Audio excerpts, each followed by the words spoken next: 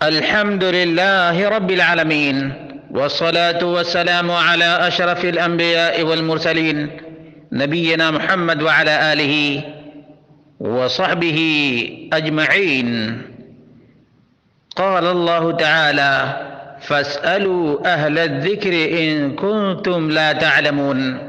برادران اسلام، دینی اور ملی بھائیوں، دوستوں اور ساتھیوں، اللہ رب العالمین نے اس امت کو خیر امت قرار دیا ہے، اور خیر امت میں سب سے افضل، سب سے بہتر وہ لوگ ہیں جو قرآن و سنت کی پیروی کرتے ہیں، قرآن و سنت کی دعوت دیتے ہیں، قرآن و سنت کی دعوت کو عام کرتے ہیں.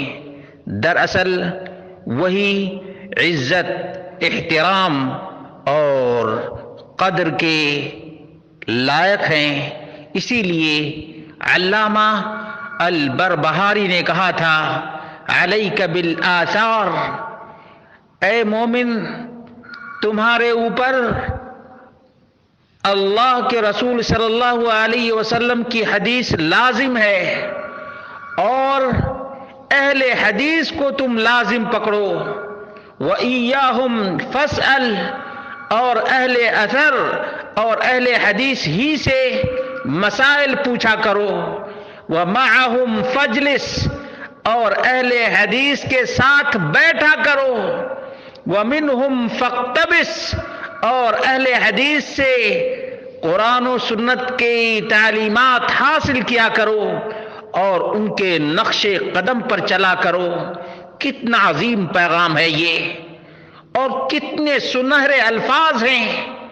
آب زر سے لکھنے کے لائق یہ کلمات ہیں: علیک بالآثار وأہل الآثار وإیاہم فاسأل ومعہم فاجلس ومنہم فاقتبس.